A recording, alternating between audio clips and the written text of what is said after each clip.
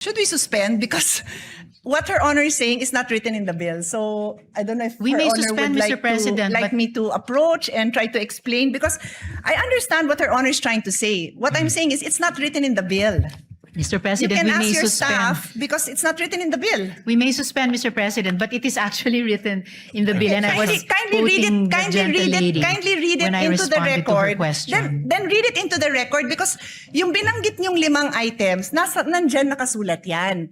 But line 27, section 2, line 27 says, the promissory note shall be secured by any or a combination of the following. Yun nga kung binanggit nyo, nandyan yan.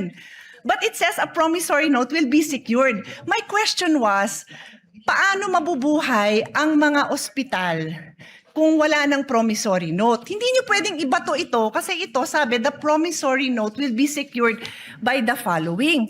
Perhaps Your Honor would like to make an amendment that says that in lieu of the promissory note, kasi yun ho ang sinasabi ninyo. Ang sinasabi ko, hindi nga ho nakasulat. So would you like to propose? Because we are happy to study and support. But hindi nga ho nakasulat yun. Yun lang naman ang puntos ko.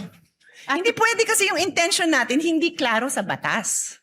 Well, that's why I'm glad, Mr. President, that we are in the period of amendments, because this representation is very open to proposed amendments, including subject to style, to not just improve the content of the bill, pero klaruhin ang crystal clear kung ano po yung intent niya. So no problem with that, Mr. President. Yes, and that is what I'm doing by using the period of amendment to make the interpellations. I am making it known to the sponsor that what she is saying is not in the bill. So I believe if yun po ang intention ng sponsor, then kayo po ang isulat niyo po yun kasi kayo ang nagsabing yun yung gusto niyong gawin eh. Di kayo po ang magsulat nun, and we will be happy to review it kasi hindi ko po amendment yun. Ako yung nagtatanong kung ano ang gagawin ng ospital kung wala siyang promissory note. So sabi niyo ito. So tinatanong ko saan nakasulat yun.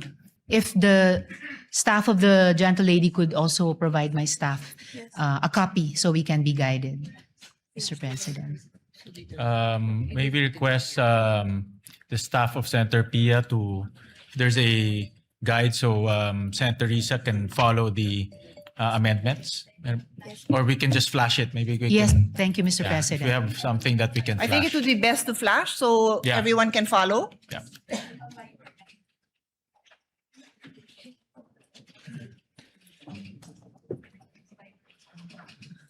Session suspended. Thank you, Mr. Actually, Mr. President, these are very simple, straightforward amendments. So we don't have a ready copy to share, but I can read, in the interest of moving it along, I can read the amendments and Her Honor can check it. If there's any issue with it later on, then in the same way that we reopen, Her Honor can check. Because honestly, they're very straightforward. They're just principles which knowing how we all have a common interest in supporting the strengthening the work of the barangay health workers. I really don't foresee that there's anything controversial. Again, happy to present, but I don't have it in a form that is presentable right now. So because I'm reading, I don't read a script. I look at the bill and then I read my amendments. That's all I There, have. it's already There, okay. flashed. So maybe as we go line by line, there will be time to prepare it. Okay. Thank you, Mr. President. That would have been fine. And in fact, yes, I have that copy already also po. And as I said earlier, yung unang pinropose na amendment ng gentle lady, it already sounded okay. But this is even more helpful now to have this matrix. Salamat po, Mr. President. Go ahead. has this been What does the sponsor say So to the amendment? to the first proposed amendment, Mr. President, in section 2. Accepted, Mr. President. Any objection? Hearing none, amendment is approved.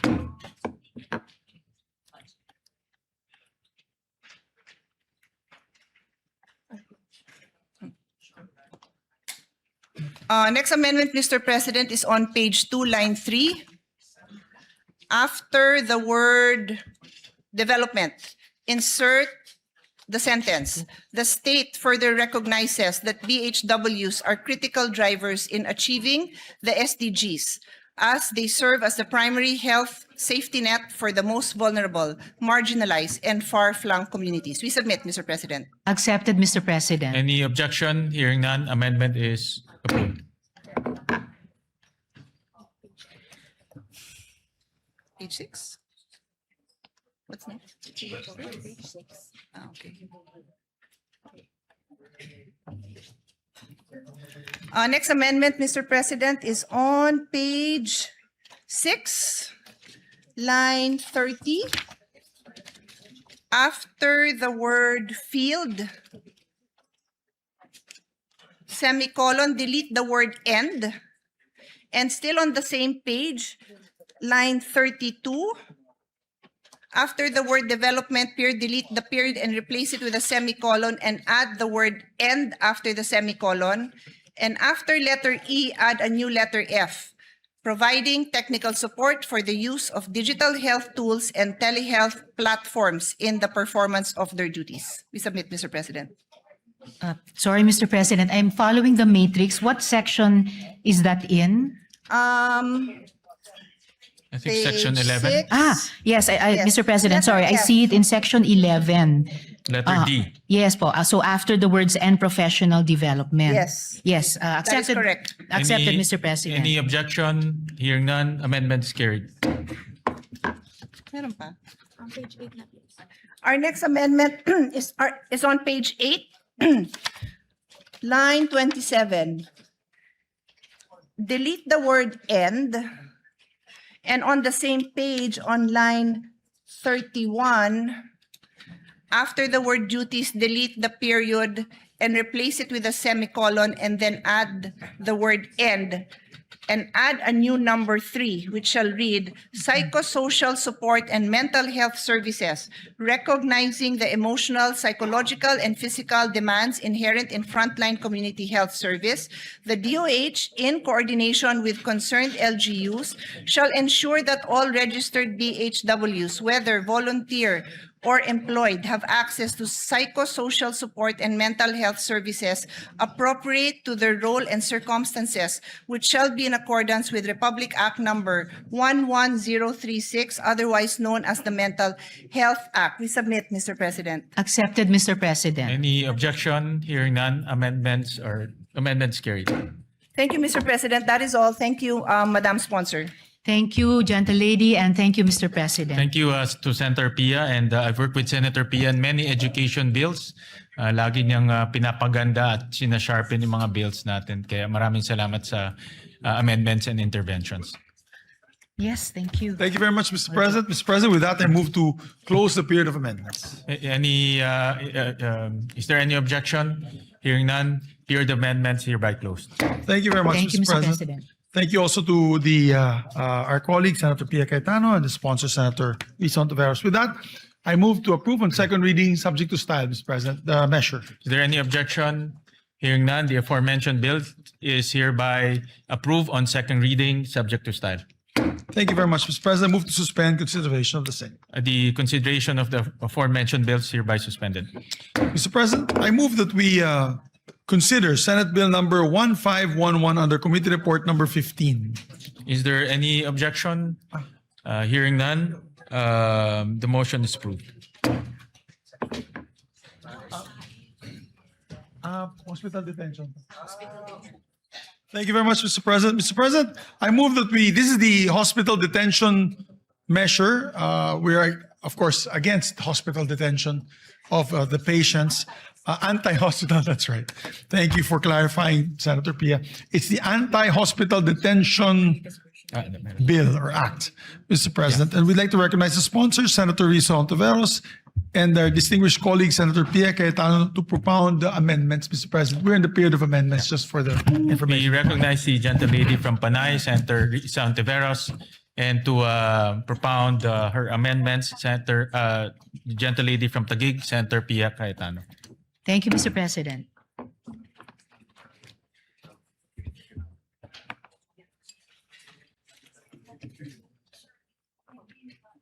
Thank you, Mr. President, for the information of the body and to remind the sponsor. When we were in the period of interpellation, this representation agreed that we close the period of interpellation on the condition that we would be able to propound questions during the period of amendment to help us formulate the proper amendments and to also enlighten the body on the issues, because for the record, this bill amends the law that this representation sponsored 15 years ago. So I also congratulated the sponsor during my first amendment that the first time I made amendments, that it is high time that we review this. So I'm supportive of this, but I just need to be able to propound these clarificatory questions, because I hope the body will engage with us, because I think it requires a whole of body approach in solving this issue. Because the next issue I'm going to take up might have a very big impact on the financial constraints of government. So if with her honor's permission, can I proceed? Yes, Mr. President. So we will start now on section 2, which is, Just to put everyone on the same page, we provided a clean copy to the body dated May 19. no? So, Yes, Mr. yeah, President. so that will be the base bill that we'll be referring to. okay. So I would like to bring the body up to speed. No, the current law requires that there is a promissory note that is executed by the patient, and the reason for this, dear colleagues, is because a lot of the private hospitals, they do not have endless cash flow. They are also running a business. Karamihan po niyan mga single proprietary owners na mga doktor mismo, and they also have to pay for their staff, for their lab technicians, for they have to cover all the investments they made, the purchases of their equipment, etc. So the reason that the law requires a promissory note, kasi hindi naman din kayang saluhin ng mga private hospitals yung yung hospital bill ng mga pasyente. Sino magbabayad, di ba? I mean, common sense po sa lahat ng kahit sari-sari store ka, kahit anong negosyo mo, at some point somebody has to pay the bills. So ang law natin as it stands may promissory note, but the proposed amendment of the sponsor is provided that no promissory note shall be required of indigent patients who have been endorsed by the Medical Social Services Office of the hospital, medical clinic, or any similar facility to the Department of Social Welfare and Development. Provided further that those patients who are partially recovered shall sign a waiver undertaking that they are assuming the risk of the consequences for requesting for discharge despite having not fully recovered. So ang question po natin sa sponsor natin, magkano ho ang impact nito sa ating private hospitals na wala ng promissory note? Magkano ba ang normal? Her honor can answer in any way she would like based on the data that she has. Ilan ba ang indigent patients natin na pumapasok sa DOH hospitals? Because for now, pag DOH hospital, sabi ng DOH at ng PhilHealth, wala nang babayaran. Yun ang zero Balance billing. ZBB. Zero, I was gonna say zero sum, parang iba namang concept yun. Zero balance billing, ZBB. So yan ang DOH hospitals. And then, na-cover na ba yung LGU hospitals? Hindi pa? Hindi pa po, parang nagpa-pilot pa lang. Okay, so yung question natin, when this was first brought up, I think we were deliberating the budget. Alam ni Senate President yan kasi siya yung chairman ng ating Committee on Finance. Yung question is, paano naman yung mga LGU hospitals? Kasi if you are a patient, you do not even distinguish between a DOH hospital and an LGU hospital. Basta you will go to a hospital that is near you and that can take care of you. So hirap na hirap yung mga mayor na masabi sa pasyente na, ay hindi ka namin covered kasi hindi kami DOH. LGU din pasyente, ha? Ha? They do not understand that distinction because in their mind, this is a public hospital. Sabi, ZBB. So later on, nag-clarify ang DOH DOH hospitals lang. And then now, my understanding is they are piloting some LG hospitals. I might have some numbers. I will also be happy to share what I have, but I believe it is incumbent upon the sponsor who is now proposing na wala ng promissory note kasi sino ang sasagot nito? Ang concern ko is we are partners, public and private institutions are partners in delivering health service in this country. So we do not want to see these private hospitals shut down because wala na hong magbabayad ng kanilang mga bills. I don't know if there are arrangements that have been made already prior to the passage of this bill to ensure that these private hospitals will be paid. Because even the LGU hospitals, nandun pa lang tayo sa dry run or ang tawag doon? Pilot testing. So I give the floor to Her Honor to enlighten us because I would love to be able to support the needs of the indigent patients, but I also don't want the private hospitals to close. Thank you, Mr. President. Of course, I also share that particular concern of the gentle lady from Taguigan Pateros. As to her first question, kung magkano lahat-lahat ang magiging financial implications sa mga ospital kung maipasa natin itong batas na ito.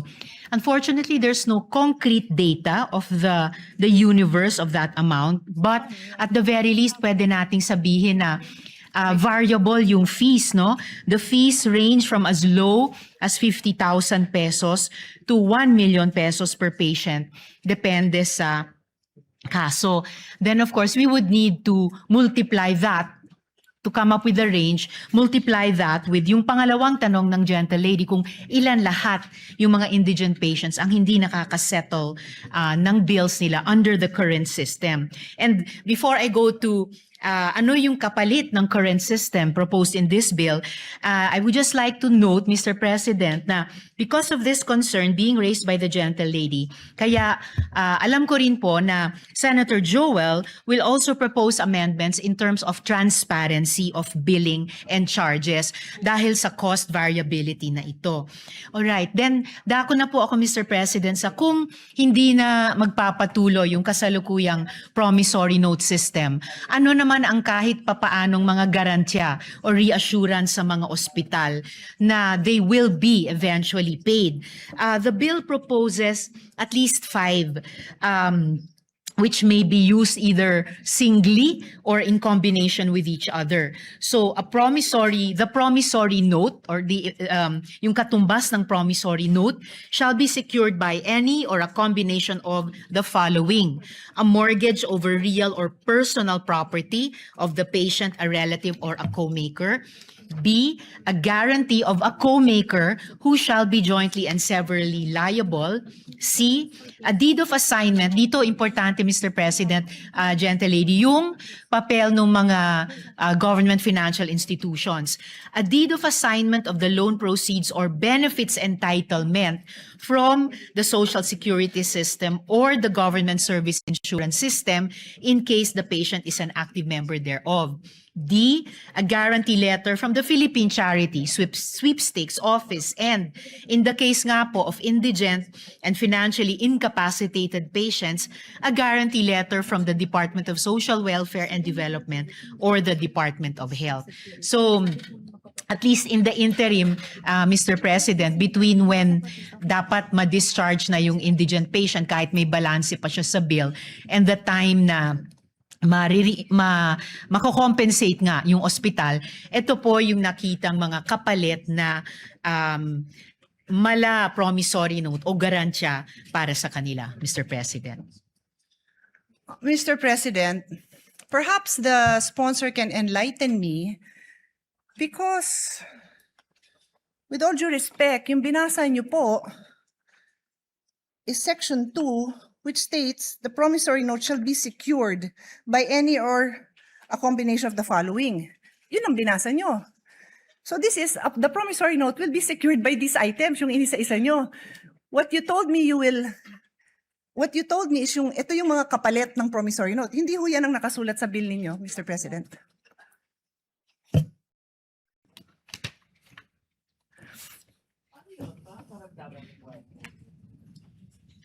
No, Mr. President, it will be a different system.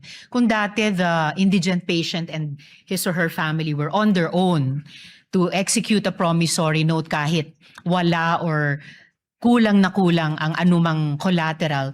Here, there is a promissory note in their name but backed up not by them all by their lonesome, pero itong mga social protection and government financial institutions natin.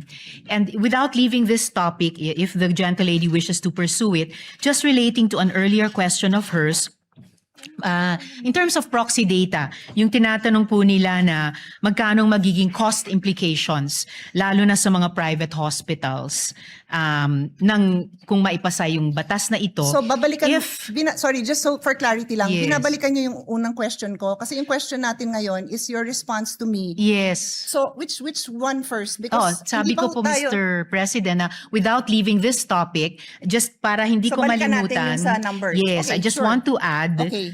yung sagot ko kanina dun sa isa sa mga naunang tanong ng gentle lady na to use proxy data, if private hospitals are claiming 7 to 10 billion pesos from PhilHealth, then at least for purposes of discussion, we could assume around that amount yung implication sa kanila kapag maipasa itong batas. So that 7B to 10B worth of payments due sa kanila ay ipasasalo natin sa ganitong bagong sistema.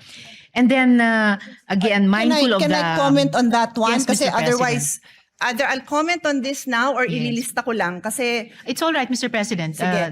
So The gentle lady may her proceed. honor's theory is that based on the claim of private hospitals to PhilHealth, and her honor said it is 7 to 10 billion, yan yung ina-assume ng ating sponsor na amount that is needed to cover indigent patients. Yes, Mr. President. Saan mo nanggaling yung figure na yon?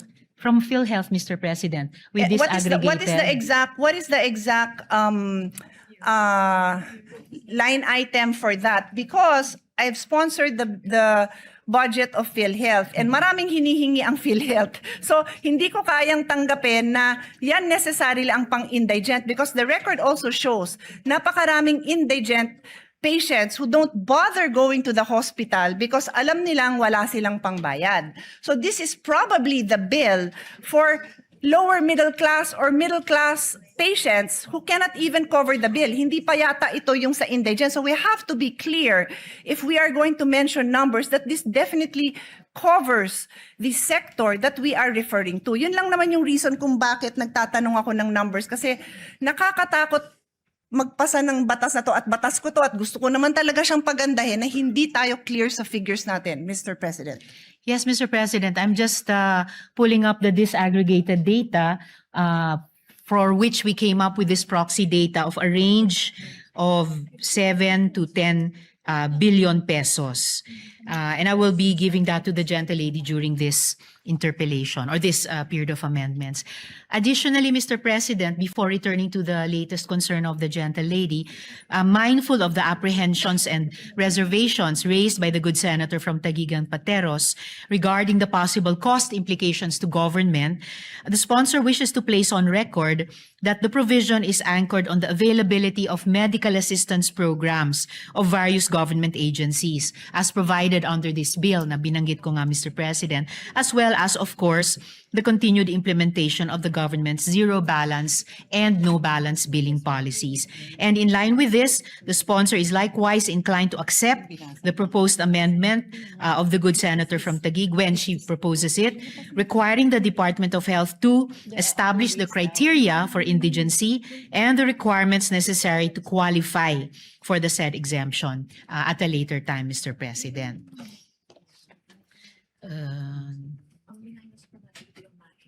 So the latest concern of the gentle lady was, So her honor made a statement that there are other ways the bill intends to support the indigent patient. And Her Honor mentioned letter A, B, C, D, E. Sabi nyo, 5 po yun. Ang sinasabi ko po sa inyo, kindly educate me because yung sinabi nyo, wala yan sa bill. Ang naka-enumerate dyan na 5 items are, it says the promissory note will be secured by any of the following. So may promissory note pa rin. So Her Honor is simply addressing dalawang sitwasyon natin. Sino ang kailangan magbigay ng promissory note at based dun sa dito sa amendment nyo, the indigents will no longer be required to execute a promissory note. Tapos dinagdag nyo, pero ito yung mga pwede nilang gawin. Wala nga ho yun. Yung sinabi nyo, wala sa bill nyo.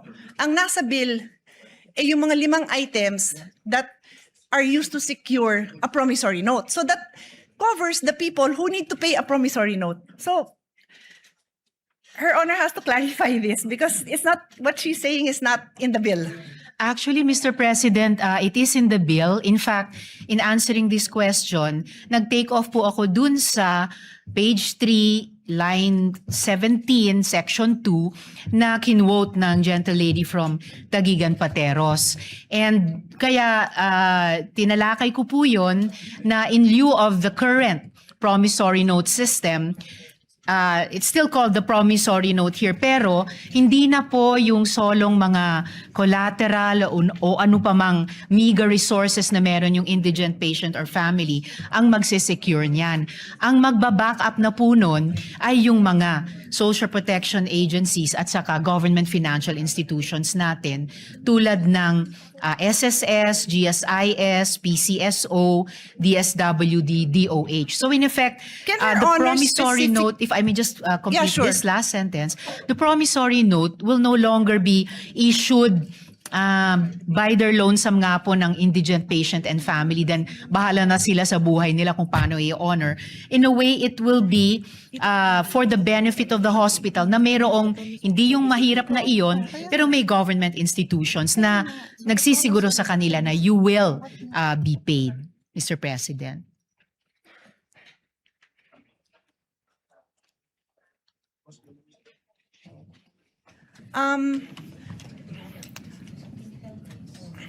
Should we suspend? Because what Her Honor is saying is not written in the bill. So I don't know if We Her may Honor suspend, would Mr. President, like but- me to approach and try to explain because I understand what Her Honor is trying to say. What I'm saying is it's not written in the bill. Mr. You President, can we ask may your suspend. staff because it's not written in the bill. We may suspend, Mr. President, but it is actually written in the bill, and I was Kindly read quoting it. the gentle lady Kindly read it when I into the responded to her record. question. Then read it into the record because yung binanggit niyong 5 items, nandyan nakasulat yan. But line 27, section 2, line 27 says, the promissory note shall be secured by any or a combination of the following. Yun nga kung binanggit nyo, nandyan yan.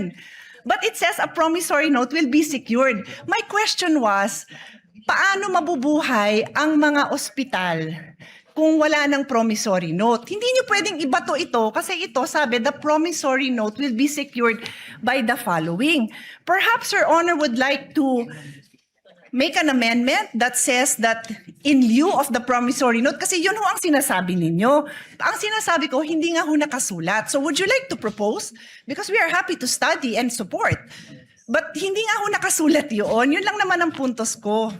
Hindi pwede kasi yung intention natin hindi klaro sa batas. Well, that's why I'm glad, Mr. President, that we are in the period of amendments because this representation is very open to proposed amendments, including subject to style, to not just improve the content of the bill, pero klaruhin ng crystal clear kung ano po yung intent niya. So no problem with that, Mr. President. Yes, and that is what I'm doing by using the period of amendment to make the interpellations. I am making it known to the sponsor that what she is saying is not in the bill. So I believe if yun po ang intention ng sponsor, then kayo po ang isulat niyo po yun kasi kayo ang nagsabing yun yung gusto niyong gawin eh. Di kayo po ang magsulat nun and we will be happy to review it kasi hindi ko po amendment yun. Ako yung nagtatanong kung ano ang gagawin ng ospital kung wala siyang promissory note. So sabi niyo ito. So tinatanong ko saan nakasulat yun? No There- problem, Mr. President. We can improve this in this very period of amendments. Thank you. Tapos balikan ho natin yung expenses, no? I can suspend and Her Honor can look at her numbers because I will also be presenting numbers. Her Honor also mentioned 50K to 1 million per patient.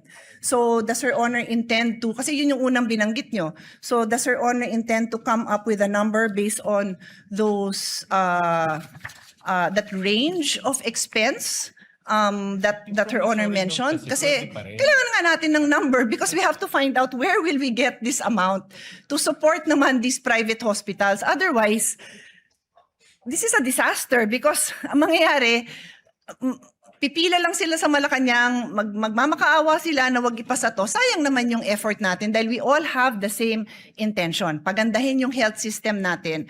Wag ma-detain ang mga tao, masuportahan ng mga indigents, but we have to know our numbers before we make these kind of amendments. And one more on that section, so maybe we can take a break so we can work on this section. Before we go on to the one more point of the gentle lady, Mr. President, definitely this is not going to turn out to be a disaster.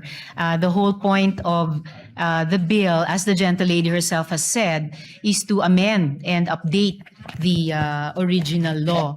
And that is why we are in the period of amendment to further improve it, Mr. President. The only reason I use the word disaster, Mr. President, because time and again, the small private hospitals have practically kneel down in front of us, begging us for support. So pag pinasa natin to, hindi dahil sa hindi natin kinonsider yung burden sa kanila, then disaster yun para sa kanila. At kung disaster yun para sa kanila, disaster yun sa healthcare system natin because we are partners. Yun lang naman ang sa akin. We are partners, public and private. May mga lugar, and again, the Senate President is listening intently. Thank you because alam nyo din to. There are areas where there are no public hospitals. So, private hospital yung inaasahan mo doon. Tapos, kung yung mga indigent patients, sabi natin, magpapasa tayo, wala nang promissory note. At again, forgive me kung hindi ko lang naiintindihan. Kaya nga sabi ko, please feel free to point it out and educate me kung saan dyan nakalagay. Ano ba yung in lieu of the promissory note na matatanggap ng ospital? Kasi, kung wala, mababaon sila sa utang, magsasara sila. And that threat has happened many times. Alam ni Senate President yan. Ilang beses yan hindi lang nag-threaten. Some of them really closed. During the pandemic, they closed because PhilHealth was not fast enough to reimburse them for the expenses that they incurred during the time. Marami hong nagsara. So I'm just banking on experience to ensure that what we pass is a responsible response to this issue. So before I leave section 2, ang idadagdag ko is, did Her Honor take up during the hearings this possible amendment na lahat ng indigent patients wala ng promissory note? Na-take up po ba yan sa hearing so that you would be able to hear the concerns of the different sectors, including the small private hospitals, the small clinic owners, yung mga lying-in clinic. Maliit lang ang singil niya na pag nanganak ha, I'll try to pull out that number. It's not a huge amount because it's just a lying-in clinic, overnight pag nanganak. So pag indigent, the amendment now is lahat ng indigent patients wala nang babayaran. Wala nang promissory note. Sorry, to be clear, wala nang promissory note. So, was this taken up during the hearing so that marinig natin yung side nila? No, Mr. President, it wasn't taken up to have no promissory notes. The change, Mr. President, was that, as I mentioned earlier, hindi na po mag-isang mag-i-issue ng promissory note ang mahirap kahit sapilitang magkakabit siya ng kakarampot na nga na pagmamayari niya bilang di umanong collateral. Ang magbaback up na po ng promissory note, which is now more a document for the benefit of the hospital ay ito nga pong mga social protection at saka government financial institutions na binanggit ko po kanina. So, ang ibig niyo, Mr. so two President. things I want to establish. Number one, hindi nyo nga na-take up yan, pero ang impact nito napakalaki sa private hospitals. Wala silang chance na marinig ang side nila kasi hindi yan na-take up during the hearing. Ang sa akin naman po, I understand, no? May liberty naman po tayo mga parliamentarians na ma-take up sa floor ang mga iba-ibang amendment. Naintindihan ko naman po yun. Pero pag napakabigat nung impact, it's either na-take up yan sa hearing or bibigyan natin sila ng time na mabigay din nila yung posisyon nila dito kasi sobrang laki talaga ng impact sa kanila. Please give me the number of private hospitals. 864 private hospitals. There are 864 private hospitals spread out all over the country. And like I said, there are certain areas where there are no public hospitals. So ang tatakbuhan lang ng tao, private hospitals. So kung hindi sila narinig sa hearing, sana man lang marinig din natin yung posisyon nila on this issue. And before, as I said, I leave section 2. Your Honor If keeps the gentlelady would allow, Of before we course. move to another No, I'm not leaving yet. point. I have another point on section 2. If I may just respond to this latest point. I did not say po na hindi inimbita ang mga private hospitals. We did invite them to the hearing, and as far as we can remember, they had no opposition to changing the promissory note system, and in large part changing it by backing it up, hindi sa collateral ng mga mahihirap na, kundi yung guarantee at financial capacity ng mga government financial institutions at saka social protection agencies. Ang sinabi ko pong hindi ay hindi natalakay ang isang no promissory note system. But did we invite the private hospitals? We did po, Mr. President. Yes, thank you for clarifying that. Maganda namang clarification yon kasi magandang napapakita naman natin na naimbita naman. Pero yung topic na yan, hindi na pag-usapan. And if Her Honor, again, may clarify, ano ho ba yung version ng bill na natalakay doon? Yung no promissory note sa indigent patient, sabi ng ating sponsor, hindi natalakay. How about yung no promissory note to senior indigent patients? Natalakay yata yon. Tama ho ba ako? Yes, Mr. President, tinalakay po para Okay. sa senior citizens. So ang pagkakaintindi po natin, and again, correct me if my understanding is wrong, ang na-bring up at ang alam ng mga nag-attend ng hearing is that i-consider yung no promissory note sa senior indigent patient. Kaya lang, pagdating na sa committee report, naging indigent patients lahat na. Kaya nga pati yung example ko na maternity lying in clinic, kasama na rin po dyan. Ang laki rin ho ng tama nila. When I said 800 plus hospitals,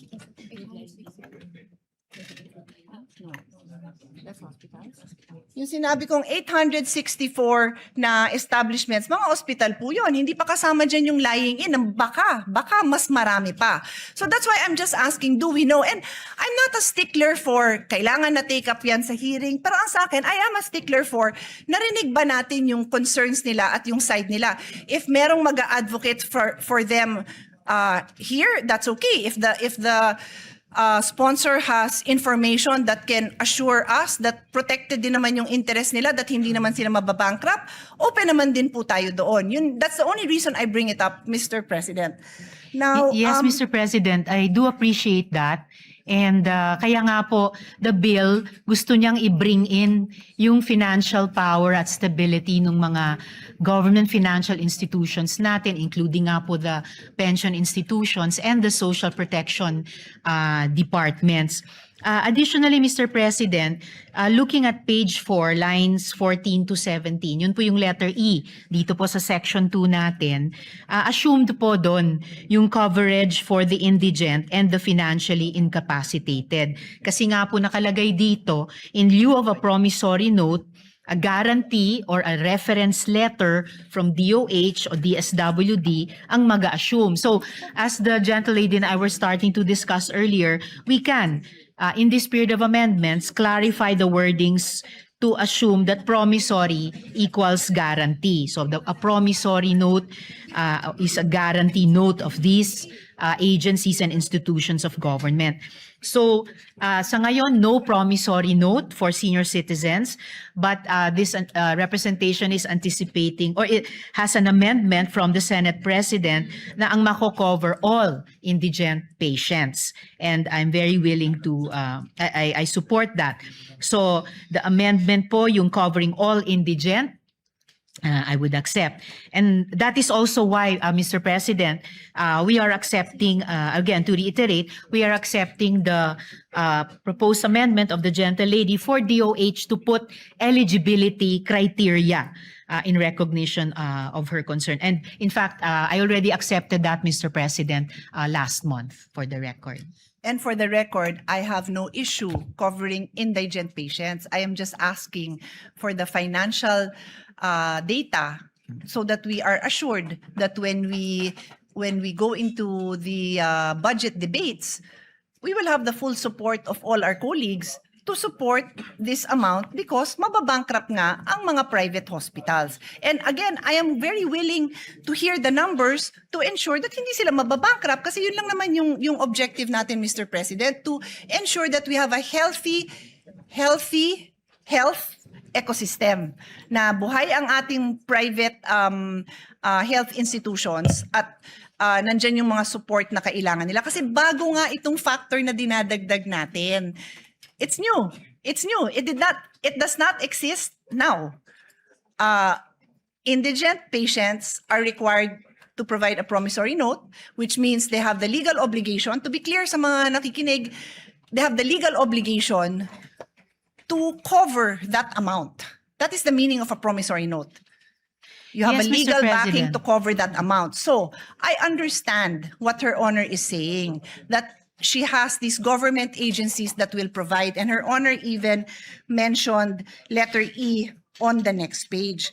Wala hong problema yon, pero I will just end this point, Mr. President, and ask Her Honor to read line 27, which is on page 3. Line 27 lang po, hanggang 30, kasi marami namang nakabura doon eh. Let's put it on record. The gentlelady would like me to read it.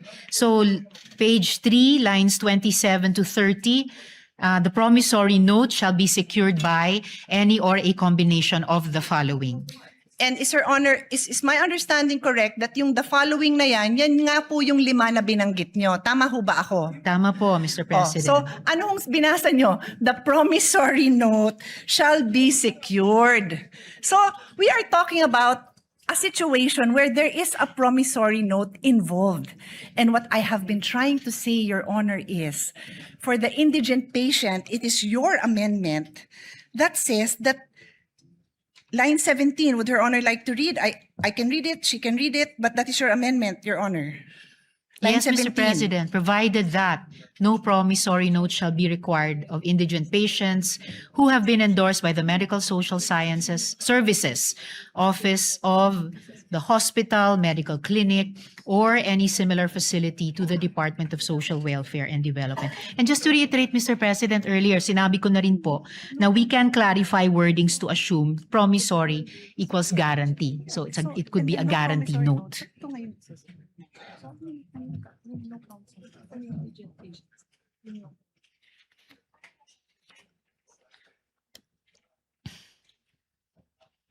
Saka wala rin naman pong changes sa Yes. Mr. President, assuming no sa budget allocation dahil nasa loob naman ng DOH at DSWD budgets yung MAIFIP at AIX respectively nila. Yun po yung intent din sa bill na to. Mr. President, Your Honor just read line 17, no promissory note shall be required of indigent patients.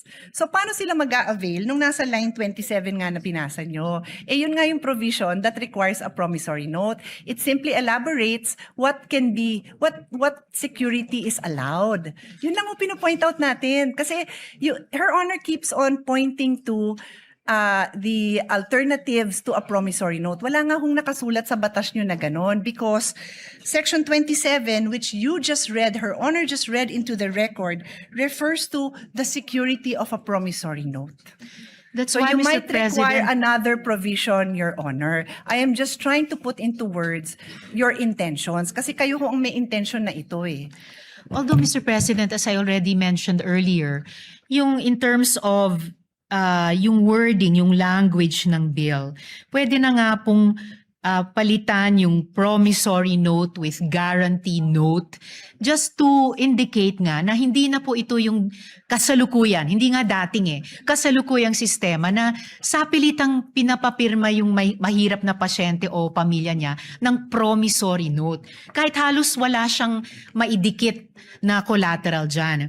So if it makes it clearer, change promissory note to guarantee note. And of course, kung saan sa bill nag-a-appear yung salitang promissory, papalitan din ng salitang guarantee note. Ang importanteng pagbabago, Mr. President, ay pinapasok na po natin yung financial backing nitong mga pension systems at nitong mga government agencies, nitong mga government financial institutions, na ito yung magsaspare dun sa mahirap na pasyente at pamilya niya na sapilitang magpirma ng promissory note. Ito rin yung assurance sa ospital, pati yung mga private hospitals na definitely mababayaran sila. Kung tama po yung estimation po namin na 7 to 10 billion pesos ang financial implication, particularly sa mga private hospitals. Certainly, pag sinuma natin yung financial might nitong nakalista sa 5 letters dito, kakayanin po nilang garantiyahan yan. And yan ang assurance na mababayaran ang mga ospital sa mga serbisyong ibinibigay nila sa mga indigents, Mr. President. With the kind permission of Senator Pia, the way I understand it, dalawa po yung categories, may indigent and non-indigent. Ang indigent, hindi na po pwede mag-issue ng promissory note. Dito papasok si DSWD para to assure the payment to the hospitals. For non-indigent, pwede pa rin mag-issue ng promissory note backed by the 5 different guarantees.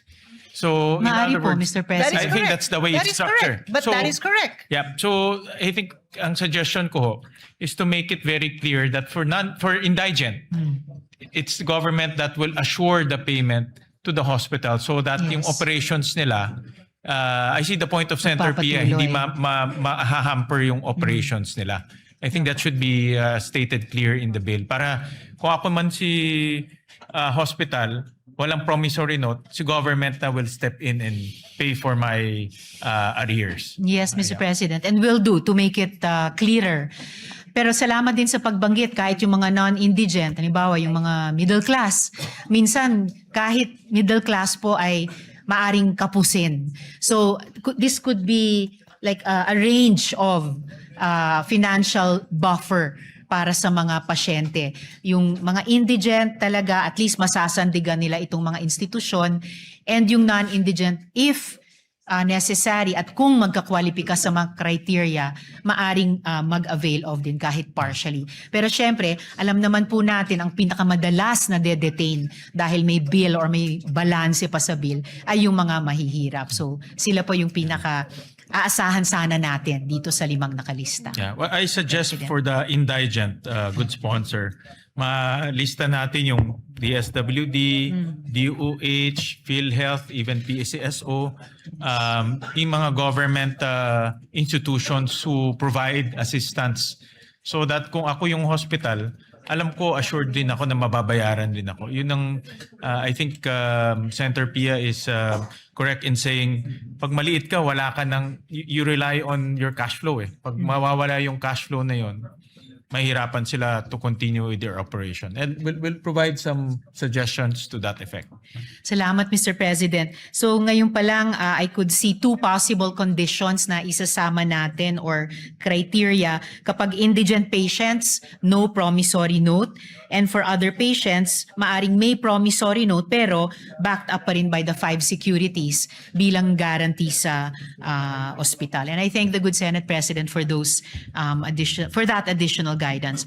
Mr. President, we could suspend for the moment so that we can fix the provision with the staffs, both of the good gentlewoman and the Senate President. Yeah. So with that, Yes. Yeah. But what thank you for that. Thank you for the clarification. Mr. Senate President, because that's exactly what I was trying to say. All right. I was just pointing that out, that it is not clear where that money will come from. And what we have not established is what is that amount?